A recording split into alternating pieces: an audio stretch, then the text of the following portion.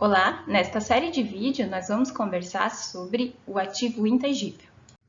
O pronunciamento técnico CPC 04 define intangível como um ativo não monetário identificável sem substância física.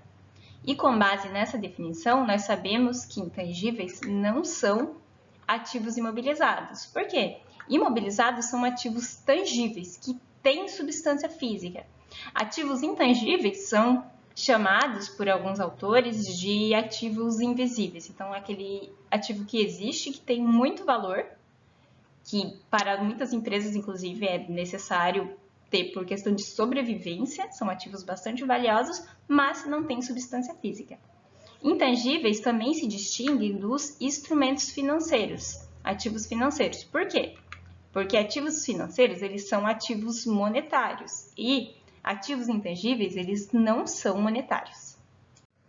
Como exemplo de ativos intangíveis, nós temos as marcas, patentes, franquias, então aquelas franquias que a gente conhece bastante por vincular a marca, direitos autorais, direitos de criação, de produção, de som, imagem, obras e também receitas para as indústrias farmacêuticas que investem muito dinheiro no desenvolvimento de receitas ou as empresas do setor de tecnologia que também investem muito dinheiro em desenvolver modelos de software ou afins.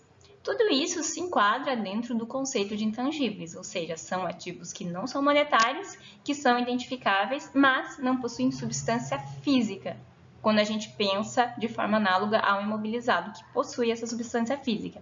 E a gente também tem o goodwill, que é um exemplo famoso de intangível, sobre o qual a gente vai conversar nos próximos vídeos. Para que a gente consiga identificar a existência de um intangível no patrimônio, é importante que este ativo traga algumas características. Intangíveis, eles são mantidos para o uso no curso normal dos negócios e não para investimento. Então, os intangíveis são usados pela entidade a fim de obter benefícios econômicos, obter lucro e fluxos de caixa provenientes desse lucro.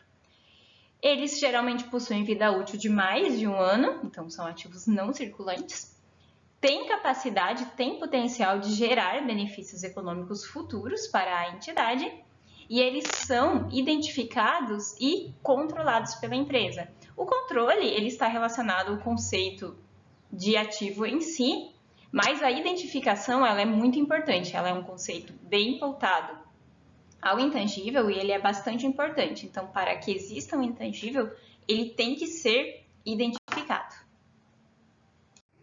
Mas o que é que faz um intangível ser identificado? Para que seja identificado, um intangível ele tem que ser separável.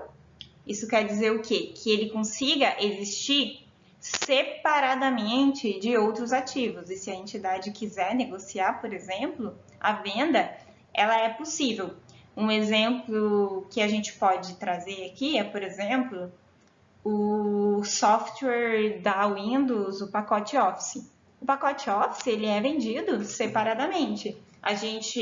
Quando a gente adquire o pacote Office, Word, Excel, PowerPoint, a gente instala num computador, mas a gente não precisa do computador, de um computador específico para a gente poder ter esse software. Se esse computador estragar ou se perder, a gente pode reinstalar o pacote Office em outro computador, em outro aparelho. Por quê? Porque o Office ele é um pacote separável. A gente compra a licença e ela é separável de um aparelho. Nem sempre é assim. Por exemplo, uma máquina fotocopiadora, Xerox, como a gente chama, ele vem com a máquina e um software dentro da máquina, que é o software que faz, de fato, a gente conseguir fazer as fotocópias.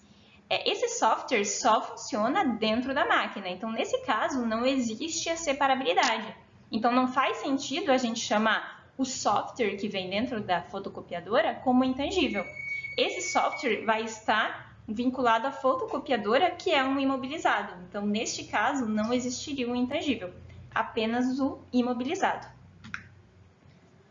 Outra característica importante é que o intangível ele precisa resultar de direitos contratuais, no caso, por exemplo, de uma aquisição, ou de outros direitos legais, como a gente pode citar nos casos de desenvolvimento, a patente, que assegura o direito legal de desenvolver um intangível.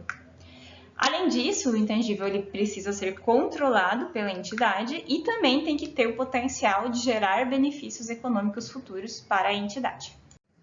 Intangíveis podem surgir no patrimônio da entidade por meio de uma compra, por meio de uma parte de combinações de negócios, por contribuição ou subsídio do governo, pode também surgir por meio de troca e também pode ser gerado internamente pela própria entidade. Em vídeos futuros a gente vai conversar um pouco mais sobre isso.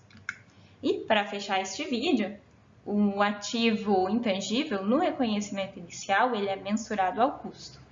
A esse custo são acrescidos todos os gastos necessários para colocar o ativo em condições de ser utilizado. Bastante análogo aos ativos imobilizados.